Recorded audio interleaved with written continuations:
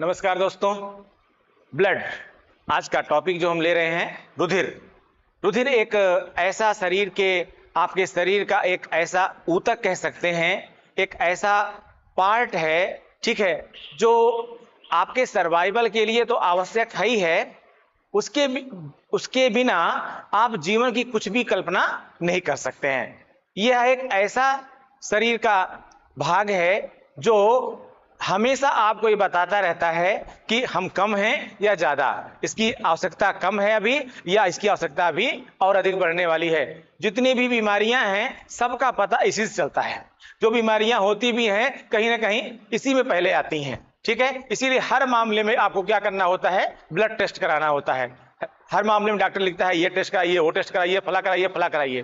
तो जाहिर सी बात है कि ब्लड जो है एक बहुत ही इंपॉर्टेंट पार्ट आपकी बॉडी का है। हमने स्टार्टिंग में अभी आपसे कहा कि यह ऊतक है, टिश्यू है। तो एक ऐसा ऊतक है ब्लड जो है आपके शरीर में। आप जानते हैं, अगर हम एट द ग्लैंस देखें, सरसरी निगाह में देखें, तो 5 प्रकार के ऊतक पाए जाते हैं। पहला क्या है, एपिथेलियम ऊतक। दूसरा है संयोजी ऊतक। तीसरा है पेशीय ऊतक। अगला है तंत्रिका ऊतक और लास्ट है जनन ऊतक। इनमें भी अलग अलग बटे हैं। जैसे मान लीजिए हम रुधिर की बात कर रहे हैं, ब्लड की बात कर रहे हैं, तो blood is a fluid connective tissue. क्या है ये? तरल संयोजी ऊतक है। तरल संयोजी ऊतक है, क्योंकि संयोजी मतलब जोड़ने वाला, कनेक्टिंग करने वाला। तो ब्लड क्या करता है, पूरी बॉडी में आपका जो ब्लड है वो कैसे बहता है, पूरी बॉडी में आपका ब्लड जो है वो ये एक बंद परिपथ के अंदर बहता है, एक क्लोज सर्किट के अंदर बहता है, ठीक है ना। और ये पूरे हर अंग को, हर भाग को, इसीलिए किसी भाग में कोई समस्या होगी, कोई भी इंफेक्शन होगा, कहीं पर होगा इंफेक्शन, तो ब्लड टेस्ट में वो मालूम चल जाएगा। यानी हर अंग को एक दूसरे अंग से जोड़ता है। इसीलिए क्या बोलते हैं इसको हम, तरल संयोजी। क्योंकि ये तरल अवस्था में है और जोड़ने का काम कर रहा है, इसीलिए क्या बोलते हैं इसको हम, तरल संयोजी ऊतक, फ्लूइड कनेक्टिव टिश्यू। अब जो ये ब्लड है हमारे अंदर, अब रुधिर वर्ग क्या है, इसको हम पहले आपको बता चुके हैं जेनेटिक्स वाले चैप्टर में।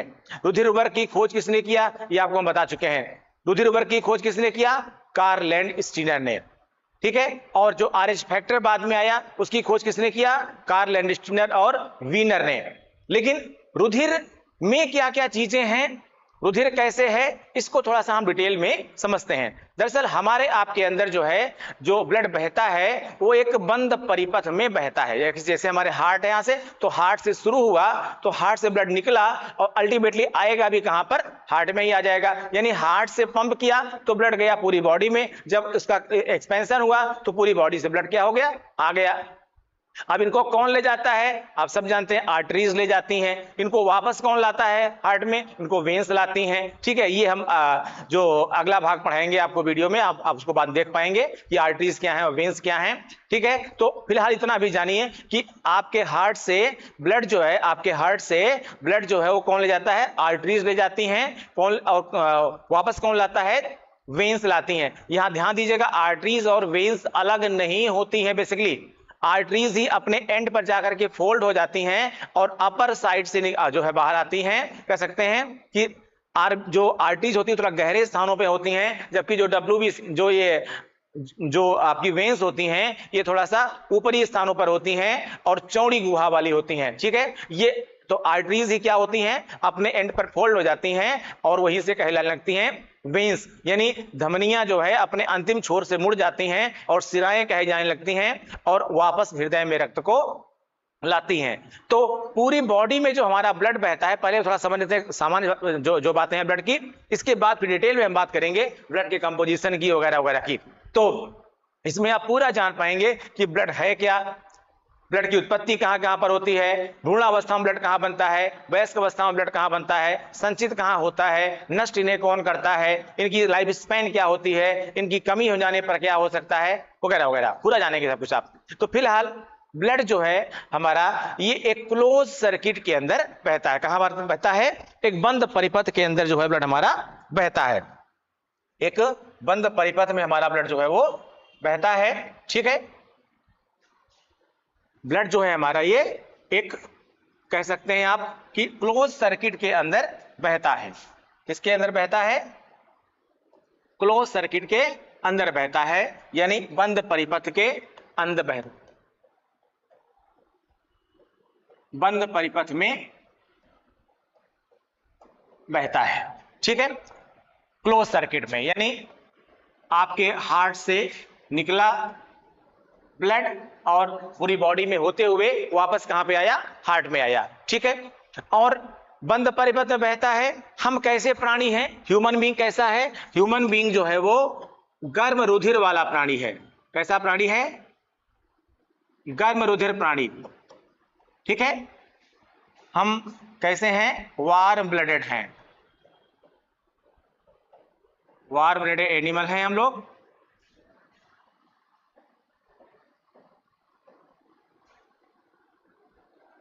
वार्म ब्लडेड एनिमल, ठीक है।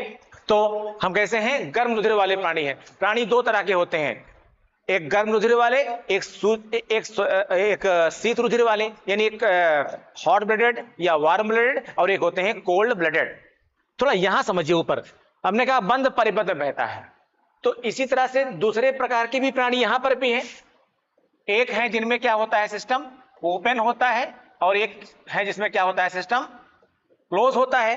तो जिनमें, अब ध्यान समझिएगा, हमारे अंदर क्लोज होता है, इसलिए हम लोग क्या हैं, वार्म ब्लडेड हैं, क्या हैं, गर्म रुधिर वाले प्राणी हैं। लेकिन जिनमें क्या है, ओपन है, वो क्या होते हैं, जिनमें ओपन है वो क्या होते हैं, दे आर कोल्ड ब्लडेड। दोनों में डिफरेंस क्या हुआ, दोनों में डिफरेंस ये हुआ, यानी ये शीत रुधिर वाले हैं, क्या हैं ये लोग, शीत रुधिर वाले प्राणी हैं, ठीक। दोनों में डिफरेंस क्या हुआ, दोनों में डिफरेंस ये है, दोनों में डिफरेंस ये है साहब कि जो शीत रुधिर वाले प्राणी हैं, इनका तापमान जो होता है शरीर का, इनकी बॉडी का जो तापमान होता है वो वातावरण के तापमान के साथ बदलता रहता है, जबकि जो गर्म रुधिर वाले प्राणी होते हैं उनका तापमान स्थिर रहता है। अब दोनों में अंतर क्या होगा, जो जिनका तापमान वातावरणीय तापमान के अनुसार बदलता रहेगा उन्हें ठंडी और गर्मी का खास एहसास नहीं होगा। जैसे हमारा अगर तापमान वातावरण के तापमान के साथ बदलता रहेगा तो हमें कोई दिक्कत नहीं होगी, लेकिन अगर हमारा तापमान क्या है, स्थिर है, हमारी बॉडी का टेम्परेचर कितना होता है, आप सब जानते हैं, हमारी आपकी जो बॉडी का टेम्परेचर है वो नॉर्मल तौर पर कितना होता है, 98.4 फ़ारेनहाइट, 98.4 फ़ारेनहाइट। पुरानी किताबों में क्या दिया होगा, 98.6 फ़ारेनहाइट, जो गलत हो गया है। अब मेडिकल साइंस ने प्रूव किया है कि ह्यूमन जो है बीइंग का नॉर्मल टेम्परेचर जो होता है वो क्या होता है, 98.4 फ़ारेनहाइट होता है, ठीक है। तो ये हमारा नॉर्मल टेम्परेचर है। अब अगर इससे ज्यादा टेम्परेचर हो जाएगा तो उसे फीवर कहा जाएगा, अगर उससे कम टेम्परेचर हो जाएगा तो कहा जाएगा बॉडी ठंडी हो रही है। इस ठंडी हो रही इसका मतलब आपका बीपी कम हो जा रहा है, अगर टेम्परेचर बढ़ रहा है इसका मतलब क्या हुआ कि आपको फीवर है या कुछ और ड्रॉबैक आपकी बॉडी में आ गई है। इसके अगर टेम्परेचर ज्यादा जाएगा बॉडी का तो आपको ठंड लगना शुरू होगी, कम होगा तो भी आपको ठंड लगना शुरू होगी, ठीक है ना। यानी आपको प्रॉब्लम होना शुरू हो जाएगी। जैसे अगर तापमान ज्यादा जाएगा शरीर का तो क्या होगा, अभी जैसे वातावरण का तापमान ज्यादा चला गया तो आपको गर्मी लगना शुरू हो जाएगी। अगर आपके शरीर का तापमान इससे ज्यादा बढ़ा तो आपको ठंड लगना शुरू हो जाएगी, और अगर वातावरण का तापमान इस तापमान से कम होने लगा तो भी आपको ठंड लगने शुरू हो जाएगी। यानी ठंडी और गर्मी का एहसास आपको कब होगा, जब आपके नॉर्मल बॉडी टेम्परेचर से क्या हो जाएगा, वातावरण का जो तापमान है वो ज्यादा या कम हो जाएगा, ठीक है।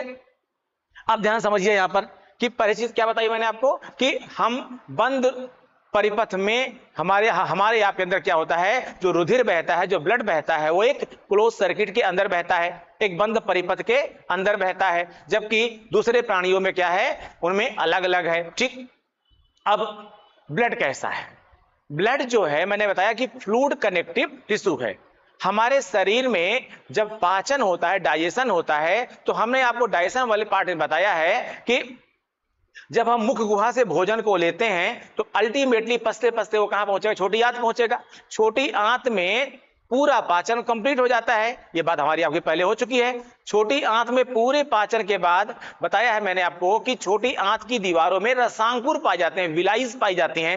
ये रसांकुर पचे हुए पोषक पदार्थों को अवशोषित कर लेते हैं और उनको रुधिर में मिला देते हैं, और फिर रुधिर उनको शरीर के विभिन्न भागों में पहुंचाता है।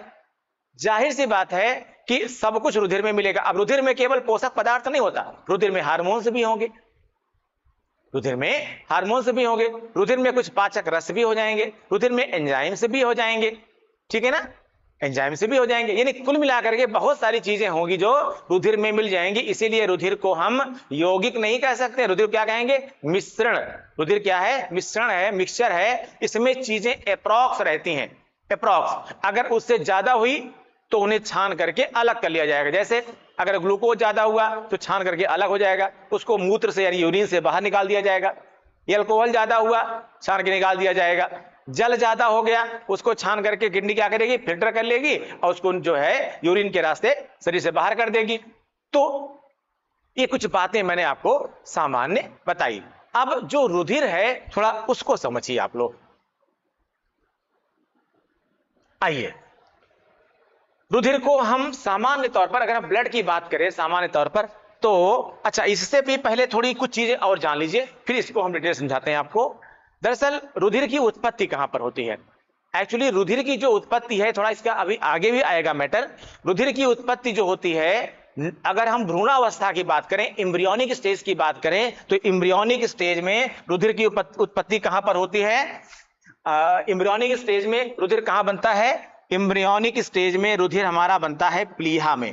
कहां बनता है, प्लीहा में बनता है, यानी स्प्लीन में बनता है। याद रखिएगा, भ्रूणावस्था में रुधिर कहां बनता है, स्प्लीन में बनता है। लेकिन वयस्क अवस्था में क्या होता है, वयस्क अवस्था में रुधिर का निर्माण कहां पर होता है, रुधिर का निर्माण होता है लाल अस्थि मज्जा में। कहां होता है, लाल अस्थि मज्जा में, यानी रेड बोन मैरो में होता है। कहां होता है, रेड बोन मैरो में होता है। ये रेड बोन मैरो कहां पाई जाती हैं, हमारे कंकाल की जितनी भी सब लंबी अस्थियां हैं उन सभी पर क्या होता है, बोन मैरो पाई जाती हैं, और इन्हीं बोन मैरो में ब्लड का निर्माण होता है। अब वयस्क अवस्था में स्प्लीन क्या करता है, प्लीहा क्या करता है, वयस्क अवस्था में स्प्लीन जो है ये आरबीसी का संचय करता है। आप जानते हैं ब्लड में, अभी बताएंगे आपको, ब्लड के स्पेसिफिक 3 प्रकार की कोशिकाएं महत्वपूर्ण हैं, आरबीसी, डब्ल्यूबीसी और प्लेटलेट्स। इनमें जो आरबीसी हैं इनको स्टोर कौन करता है, स्प्लीन करता है, प्लीहा करता है। वयस्क अवस्था में आरबी जो है स्प्लीन में भ्रूणावस्था में रक्त बनता है, लेकिन वयस्क अवस्था में ये आरबीसी को स्टोर करता है, आरबीसी का संग्रह करता है, आरबीसी का संचय करता है। लेकिन स्प्लीन ही जो ऐसी आरबीसी जो क्षतिग्रस्त हो गई हैं, घायल हो गई हैं, या उनकी उम्र पूरी हो गई है, आरबीसी की नॉर्मल जो एज होती है कितना होती है, लगभग 120 दिन, यानी लगभग कह सकते हैं 4 मंथ। तो अब अगर ज्यादा आयु की हो गई हैं तो उनको मारना भी जरूरी है। मारा क्यों जाएगा, जब आपके पास नई आरबीसी मौजूद रहेंगी। तो आरबीसी, तो स्प्लीन क्या करता है, वयस्क आरबीसी को या डैमेज आरबीसी को या पुरानी आरबीसी को, अधिक आयु वाली आरबीसी को, इनको क्या करता है, नष्ट भी कर देता है। इसीलिए स्प्लीन को हम क्या बोलते हैं वयस्क अवस्था में, graveyard of the RBC, RBC का कब्रिस्तान। आरबीसी मतलब रेड ब्लड कार्पसेस, लाल रक्त कणिकाएं, लाल रक्त कणिकाएं। और आप जानते हैं बहुत इंपॉर्टेंट पार्ट है, इसी आरबीसी पर क्या पाए जाते हैं, हीमोग्लोबिन प्रोटीन पाई जाती है। हीमोग्लोबिन क्या करता है, ऑक्सीजन का सम्मान करता है। वास्तव में एक गैसियस कॉन्वेक्शन करता है हीमोग्लोबिन, क्योंकि हीमोग्लोबिन के 2 पार्ट है, एक हीम है एक ग्लोबिन है। हीम क्या करता है, ऑक्सीजन को कैरी करता है, और ग्लोबिन क्या करता है, CO2 को कैरी करता है, कार्बन डाइऑक्साइड को ले आने और ले जाने का काम करता है। ठीक है, फिलहाल आप यहां समझिए कि उत्पत्ति समझ में आ गई आपको। रुधिर की उत्पत्ति कहां पर होती है, रुधिर की उत्पत्ति होती है भ्रूणावस्था में, प्लीहा में, लेकिन वयस्क अवस्था में कहां होती है, लाल अस्थि मज्जा में होती है। ठीक है, अब अगर हम आगे बढ़ें, रुधिर के कंपोनेंट को देखें, रुधिर के कंपोनेंट को देखें, तो रुधिर क्या है भैया, रुधिर के 2 टाइप के कंपोनेंट हैं, देख रहे हैं आप लोग। रुधिर को हम इन जनरल 2 भागों में बांटते हैं। एक भाग इसका होता है लिक्विड कंपोनेंट, लिक्विड कंपोनेंट को हम आप कह सकते हैं तरल भाग, हिंदी में क्या कह सकते हैं इसको, तरल भाग, यानी लिक्विड कंपोनेंट देख रहे हैं आप। और दूसरा भाग है सेलुलर कंपोनेंट, यानी इसको हम हिंदी में कह सकते हैं कोशिकीय भाग। ध्यान दीजिएगा, मैं जो है, जो आपको ऑलरेडी लिखा हुआ है,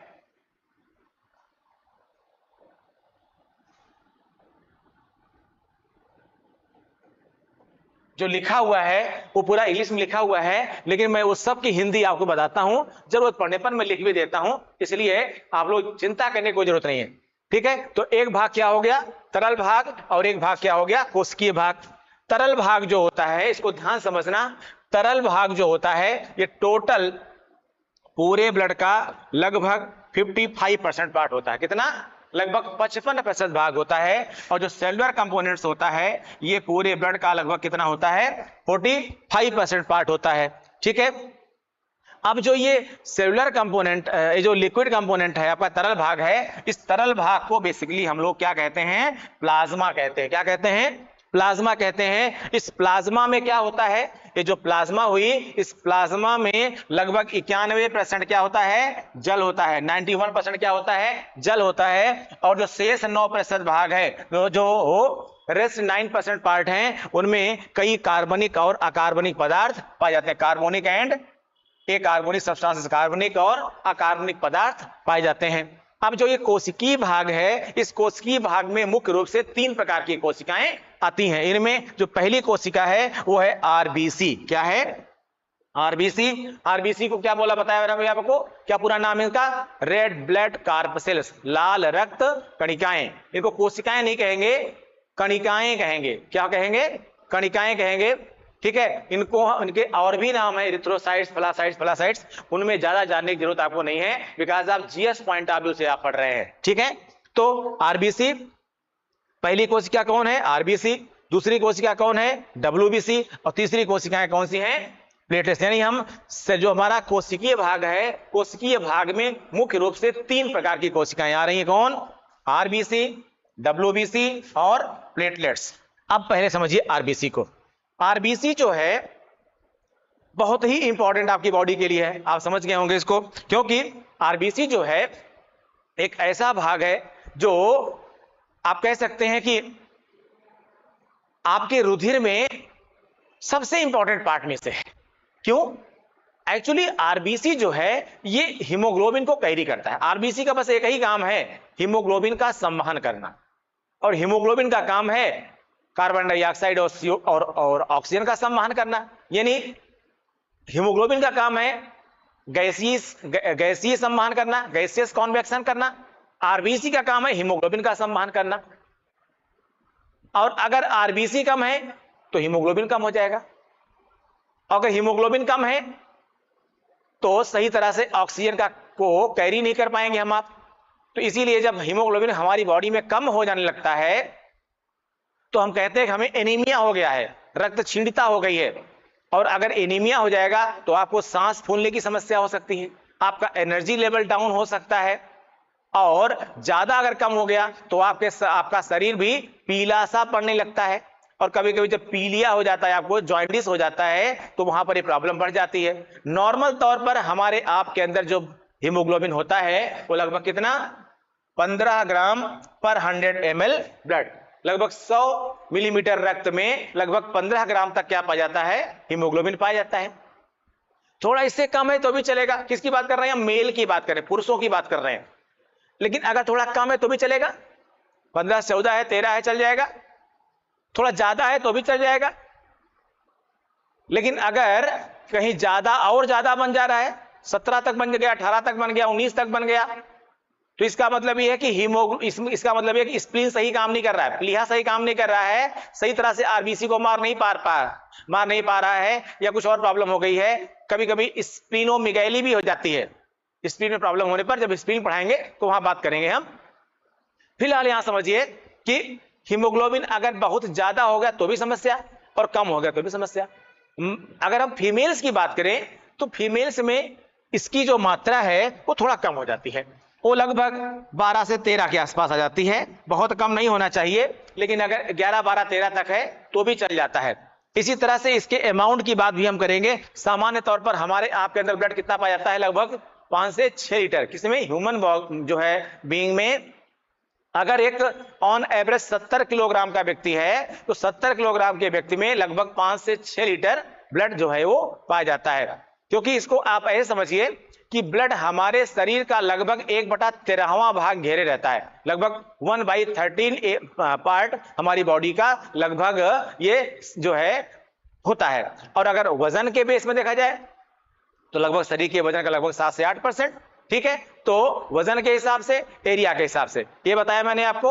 और हीमोग्लोबिन की मात्रा मेल में क्या है और फीमेल में क्या है? मेल में क्या बताया? नॉर्मल तौर पर 15 ग्राम पर 100 ml ब्लड, और फीमेल में क्या है? लगभग 12 के आसपास चलेगा, 12 के आसपास। पर इससे कम हो रहा है तो इसका मतलब क्या कहा जाएगा? एनीमिया हो गया है, यू आर एनीमिक, रक्त क्षीणता हो गई है आपको, ठीक, खून की कमी हो जाएगी। इससे सिर्फ इतना ही है बस। अब आइए WBC पर। WBC यानी व्हाइट ब्लड कार्पसिल्स, इनको और क्या बोलते हैं? श्वेत रुधिर कणिकाएं। WBC को हम बेसिकली दो भागों में बांटते हैं। एक है ग्रैनुलोसाइट्स, देख रहे हैं आप लोग यहां पर, एक है ग्रैनुलोसाइट्स और एक है एग्रैनुलोसाइट्स। इसका आप लोग स्क्रीनशॉट ले लीजिए साहब।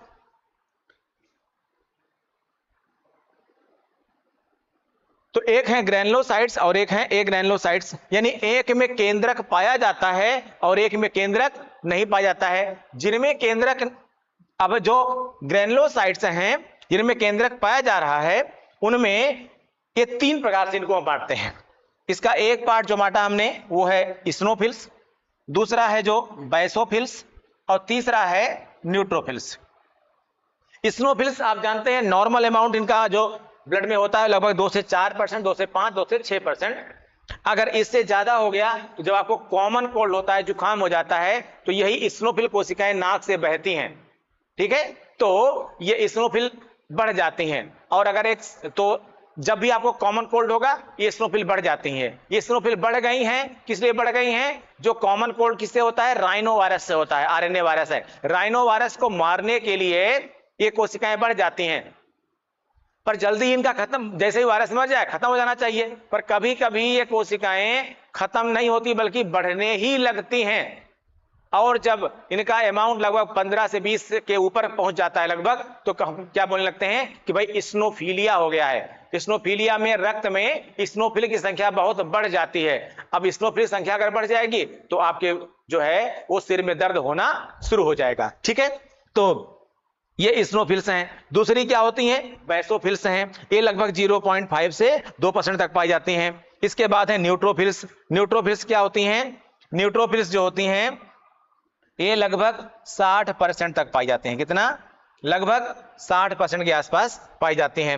इसके बाद है लिम्फोसाइट्स। ठीक है, ये दूसरा पार्ट इसका क्या है? WBC का पहला पार्ट ग्रैनुलोसाइट्स, दूसरा पार्ट क्या है? एग्रैनुलोसाइट्स। इस एग्रैनुलोसाइट्स को हम फिर से 2 भागों में बांटते हैं। एक है लिम्फोसाइट्स और एक है मोनोसाइट्स। लिम्फोसाइट्स 20 से 40% हैं और मोनोसाइट्स क्या हैं? लगभग 2 से 10% हैं। अब WBC का काम को समझिए। WBC का केवल एक काम है, समझ लीजिए आप, रोगों से लड़ना। रोगों से लड़ना यानी WBC का बढ़ने का मतलब होता है आपकी रोग प्रतिरोधक क्षमता में वृद्धि, रोग प्रतिरोधक क्षमता में वृद्धि या रोग प्रतिरोधक क्षमता में कमी। तो यहां पर ध्यान देने की बात क्या है कि जो ये WBC हैं, ये आपके शरीर की एक तरह से कह सकते हैं कि रक्षात्मक कोशिकाएं हैं। ये आपके शरीर की फाइटर सेल्स हैं। इनका होना बहुत जरूरी है। और अगर इनकी संख्या कम हो जाती है, जैसे लिम्फोसाइट्स की और मोनोसाइट्स की, अगर जैसे आपकी संख्या, जैसे अगर आपके अंदर लिम्फोसाइट्स कम हो गई है तो यह माना जाता है कि लिम्फोसाइट्स कम हो गई है, इसका मतलब आपकी रोगों से लड़ने की क्षमता बहुत कम हो गई है। और अगर रोगों से लड़ने की क्षमता कम हो जाएगी तो आप सामान्य तौर पर भी कोई मौसम में बदलाव हुआ या और कोई समस्या हुई या कोई फ्लू फैला या कुछ और हुआ तो बहुत जल्दी आप बीमार हो जाते हैं। इसका मतलब क्या हुआ कि आपको WBC इंक्रीज करनी चाहिए। और WBC किससे बढ़ेंगी? आपको प्रोटीन सब्सटेंस लेना पड़ेगा जिसमें प्रोटीन ज्यादा होती है, जैसे दालें हैं, जितनी बीन्स हैं, मशरूम हैं, ठीक है, इनको लीजिए। जितने भी डेयरी प्रोडक्ट है, स्पेशली दूध लीजिए, पनीर लीजिए, ठीक है। इसी तरह से अगर आप मीट खाते हैं तो मीट खाइए, मांस खाइए, मछली खाइए, अंडा खाइए। अंडे में 2 पार्ट होता है स्पेशली, एक वो जो व्हाइट पार्ट होता है और एक येलो पार्ट होता है। जो सफेद भाग होता है दूसरा पीला भाग होता है। पीला भाग लिपिड होता है, फैट होता है। जिनको हार्ट की प्रॉब्लम हो या जिनको अपना वजन नहीं बढ़ाना हो वो पीला वाला भाग ना बढ़ाएं, ठीक है। आसपास कुत्ते उत्ते रहते हैं उनको बांट दे कुछ दया धर्म दिखाए उनके लिए भी, ठीक है। और दूसरा भाग क्या है, सफेद भाग है।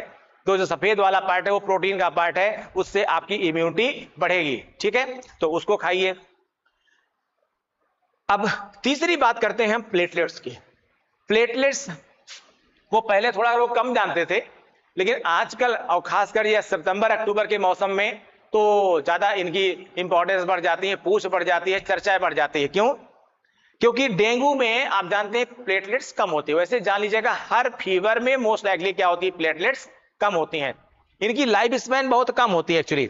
ये इनका जो अमाउंट है वो लगभग 2 से 5 लाख पर क्यूबिक mm होता है। नॉर्मल तौर पर लगभग ये 2 से 5 लाख तक पाई जाती हैं, 2 से 5 लाख तक, यानी लगभग 2.5 लाख के आसपास कर सकते हैं आप, ठीक है ना, नॉर्मल तौर पर। बाकी ज्यादा हो जाती संख्या इनकी, तो इसको आप नॉर्मली क्या कर सकते हैं, 2.5, ठीक है। अब होता क्या है, ये बहुत तेजी से गिरती भी हैं और बहुत तेजी से बनती भी हैं। जो बनती है बहुत तेजी से नंबर बढ़ता है इनका, और गिरती भी है तो बहुत तेजी से गिरता है नंबर। इसलिए कई बार हम लोग जैसे कुछ फीवर हुआ, स्पेशली डेंगू की आशंका में हम लोग जो है वो थोड़ा सा जल्दी घबरा जाते हैं कि इतना रह गई है। यहां मैं आपको बता दूं, अगर आपको डेंगू भी हुआ है तो भी जब तक आपकी प्लेटलेट्स 15 से 20 लाख तक लगभग ना आ जाएं, 15 से 20 हजार तक लगभग ना आ जाएं, सॉरी 15 से 20 हजार तक ना जाएं, तब तक आपको घबराने की कोई जरूरत नहीं है। 15 से 20 हजार जब आपकी प्लेटलेट्स आ जाती हैं तभी आपको ब्लड चढ़ाने की, यानी प्लेटलेट चढ़ाने की आवश्यकता पड़ती है, तभी प्लेटलेट चढ़ाने की आवश्यकता पड़ती है। यहां याद रखिएगा, पहले के समय में मोस्टली हर चीज कम होने पर पहले प्लेटलेट सीधे चढ़ा दी जाती थी, लेकिन अब ऐसा नहीं होता है। अब ऐसा नहीं होता है, अब सभी बड़े अस्पतालों में ब्लड को पूरा नहीं चढ़ाया जाता है, निकाला पूरा जाता है आपके शरीर में से, ठीक है, लेकिन चढ़ाया क्या होता है, अलग अलग जाता है। तो कभी कभी क्या होता है, अगर ये वाला पार्ट कम है आपका सेलुलर कंपोनेंट, तो केवल यही चढ़ाया जाएगा, ये वाला पार्ट नहीं चढ़ाया जाएगा। और अगर किसी के में लगता है कि ये वाला पार्ट ठीक है, तो क्या करते हैं, उनमें ये प्लाज्मा को अलग से चढ़ाया जाता है। और यहां मैं आपको ये भी बता दूं कि इस सेलुलर कंपोनेंट को चढ़ाने के लिए तो रक्त वर्ग चाहिए, RH एंटीजन भी देखा जाता है, लेकिन अगर आपको प्लाज्मा चढ़ानी है तो प्लाज्मा को चढ़ाने के लिए किसी भी प्रकार के रक्त वर्ग की जांच की आवश्यकता नहीं होती है, क्योंकि प्लाज्मा में कोई एंटीजन यहां पर नहीं पाया जाता, ठीक है। जबकि हाँ, एंटीबॉडी प्लाज्मा में जरूर बनती हैं, ठीक है। तो प्लेटलेट्स के बारे में, अब प्लेटलेट्स का काम क्या है, एक्चुअली जब हमारे रक्त वाहिकाओं में यानी ब्लड वेसल्स में यानी आर्टरी और वेन्स में जब ब्लड बहता है तो ये जो रक्त की नलिकाएं हैं, वाहिकाएं हैं, ये अंदर अंदर डैमेज भी होती रहती हैं। भाई अगर किसी पाइप में लगातार ब्लड बहेगा, फ्लो से बहेगा, फ्लो से अगर फ्लो है, अच्छा खासा दाब होता है इनमें, ठीक है। अभी हम बाद में पढ़ाएंगे आपको रक्तदाब क्या होता है, रक्तचाप क्या होता है, और जो है हृदय की ध्वनि क्या होती है, ये दुनिया भर की चीजें, ये बात के वीडियो में आपको हम बताएंगे। फिलहाल आप यहां समझिए कि जो प्लेटलेट्स हमारी हैं, ये जो रक्त वाहिकाएं हैं, जब उनमें बहता है ब्लड तो ये घायल हो जाती हैं कभी कभी, और अल्टीमेटली ये प्लेटलेट्स क्या करती हैं, उनकी आंतरिक तौर पर ही मरम्मत करती रहती हैं। और कभी कभी चोट लग जाने पर सबसे पहले प्लेटलेट्स का ही काम स्टार्ट होता है, यानी यही क्या करती हैं, रक्त का जाल बनाकर हमारे रक्त को बहने से रोकती हैं, रक्त का थक्का बनाने में मदद करती हैं। कुल मिलाकर के प्लेटलेट्स का काम है जो हमारी ब्लड कैपिलरीज डेवलप हो रही, डैमेज हो रही हैं, उन डैमेज कैपिलरीज को दुरुस्त करना, मेंटेन करना। अगर प्लेटलेट्स एक सीमा के बाद कम हो गई तो हमारी बॉडी में इंटरनल ब्लीडिंग स्टार्ट हो जाती है, आंतरिक रक्तस्राव स्टार्ट हो जाता है, और उस आंतरिक रक्तस्राव से हमारी मृत्यु भी हो सकती है। स्पेशली ब्रेन हैमरेज की जो पॉसिबिलिटी है वो बढ़ जाती है, ठीक है। तो ये हमने बताया आपको कुछ सामान्य बातें इसके बारे में, ब्लड के बारे में। कुछ डिटेल बातें हम थोड़ा सा जो हमने बताया उसको ओरली यहाँ पर नोट है, उसको मैं एक्सप्लेन कर दे रहा हूं। Blood is a fluid connective tissue, बताया था मैंने आपको कैसा है, तरल संयोजी ऊतक है। लगभग हमारी बॉडी का लगभग 7 से 8% ये वजन में होता है, और अप्रॉक्स 1/13वां भाग क्या होता है, पूरी बॉडी का घेरे होता है।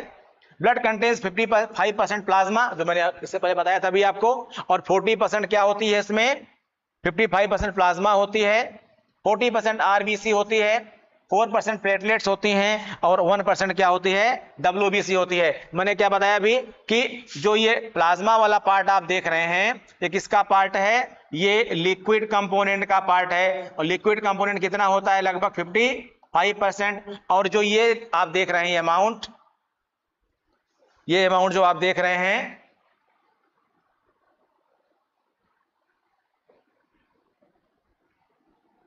ये जो अमाउंट आप देख रहे हैं ये पूरा कहां तक, यहां तक, ठीक है। ये जो पूरा आप देख रहे हैं ये किसका पार्ट है, ये हमारे सेलुलर कंपोनेंट का पार्ट है जो लगभग क्या है 45%। अब आप जोड़ लेंगे इसको लगभग तो क्या आ गया 40% RBC, 4% क्या हो गई प्लेटलेट्स हो गई और 1% क्या हो गई लगभग WBC। तो कितना हो गया 45% सेलुलर कंपोनेंट हो गया और 55% क्या हो गया लिक्विड कंपोनेंट हो गया, ठीक है। In humans all blood cells originates, ठीक है, ओरिजिनेट्स है ये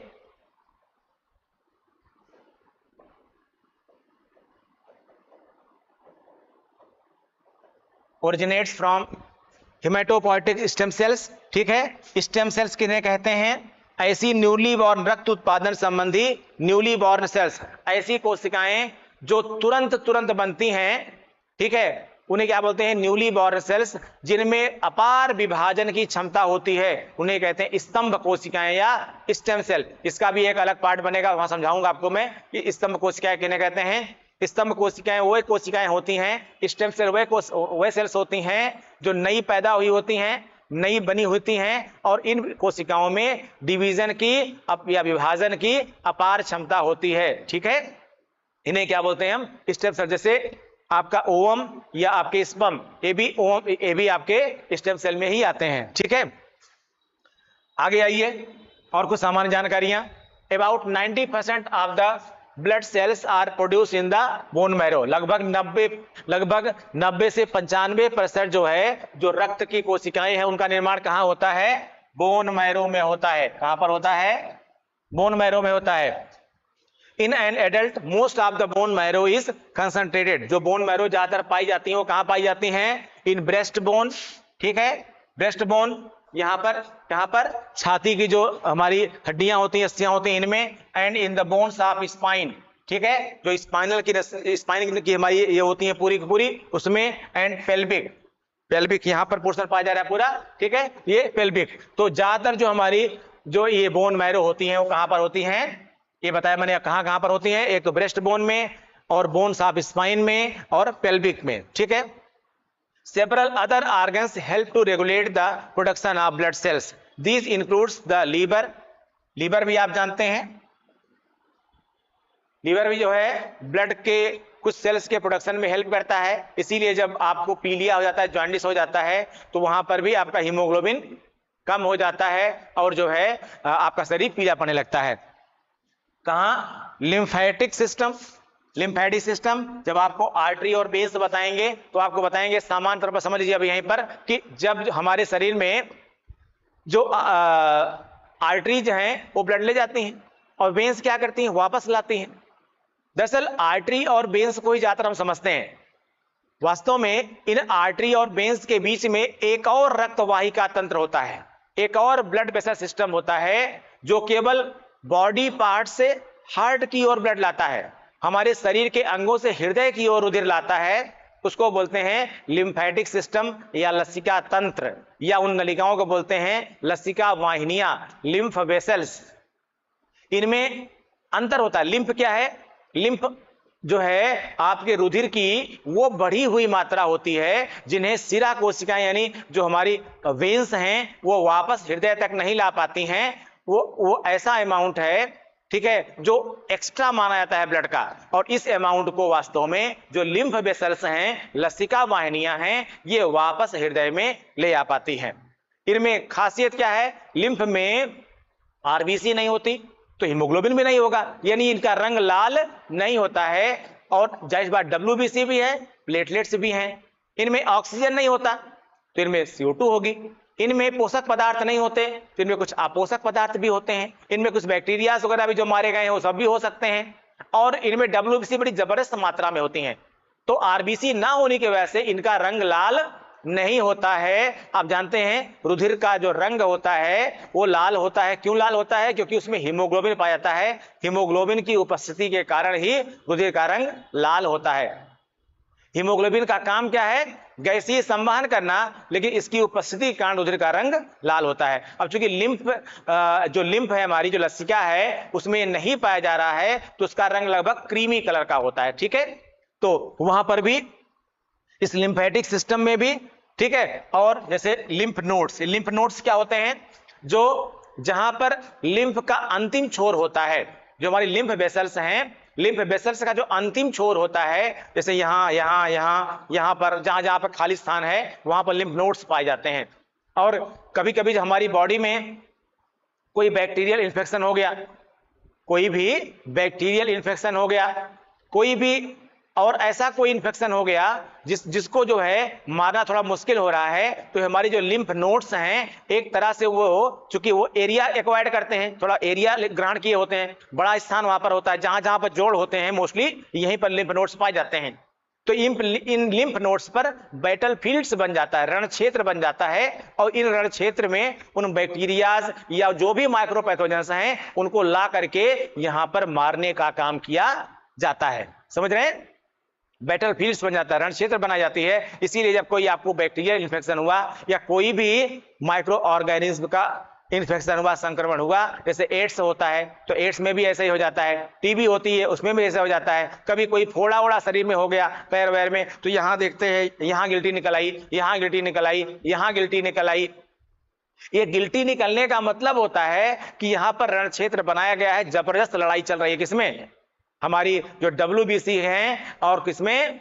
उस पैथोजेंस में। ठीक है, तो ये मैंने बताया आपको। स्प्लीन के बारे में बता ही दिया मैंने आपको कि स्प्लीन में भ्रूणावस्था में बनता है, थाइमस ग्लैंड में भी बनता है, और लेकिन वयस्क अवस्था में स्प्लीन में क्या होता है? ब्लड को स्टोर किया जाता है। Matured human blood cells have varying life cycles, इनकी जो लाइफ साइकिल होती है वो अलग अलग होती है। ठीक है, RBC circulates in the body for about 4 months. अभी बताया मैंने स्टार्टिंग में आपको, आरबीसी की लगभग लाइफ स्पैन कितनी होती है? 4 महीने होती है।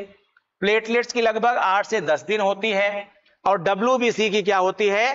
कुछ घंटों से लेकर के कुछ दिनों तक होती है। कुछ घंटों से लेकर के कुछ दिनों तक, या कह सकते हैं कुछ दिनों से लेकर के, ठीक है, फ्यू आवर्स या फ्यू डेज से लेकर के सेवरल डेज, कई दिनों तक। अब इस पूरे को हमने चार्ट में बनाया है, इसका स्क्रीनशॉट आप ले लीजिए। यहां पर देखिए, आरबीसी की लाइफ दिखाई हमने आपको 120 दिन। WBC 2 भागों में बांटा, जो ग्रेनुलोसाइट्स हैं, ग्रेनुलोसाइट्स में 3 प्रकार की कोशिकाएं हैं, इस्नोफिल्स, बेसोफिल्स और न्यूट्रोफिल्स। यहां पर देखिए बताया था आपको, इस्नोफिल्स, बेसोफिल्स और न्यूट्रोफिल्स। इनकी लाइफ साइकिल कितनी है? लगभग 2 से 4 दिन। लेकिन जो एक ग्रेनुलोसाइट्स हैं, इसमें क्या आएंगी? इसमें 2 प्रकार की कोशिकाएं, लिम्फोसाइट्स और मोनोसाइट्स। इनकी लाइफ कितनी है? लगभग 60 से 70 दिन। और प्लेटलेट्स की लाइफ कितनी है? लगभग 8 से 10 दिन। ठीक है, 8 से 10 दिन। और बाकी मैंने स्टार्टिंग बताया था आपको, an average adult human will have 5 to 6 litre. इसमें मेन में, ठीक है, लगभग एक सामान्य मनुष्य में जो लगभग 60 से 65 से 70 किलोग्राम अगर आपका बॉडी वेट है, तो लगभग कितना? 5 से 6 लीटर ब्लड आपका पाया जाता है। लेकिन महिलाओं में थोड़ा इसका जो है अमाउंट कम होता है, लगभग मैंने कहा 4 से 5 लीटर तक हो सकता है। ठीक है, और क्यों ऐसा कम होता है और क्यों बढ़ जाता है? कब बढ़ जाता है? ये जो 4 से 5 लीटर का अमाउंट है, ये 50% तक बढ़ सकता है। ये आप याद रखिएगा, क्वेश्चन पूछा गया है।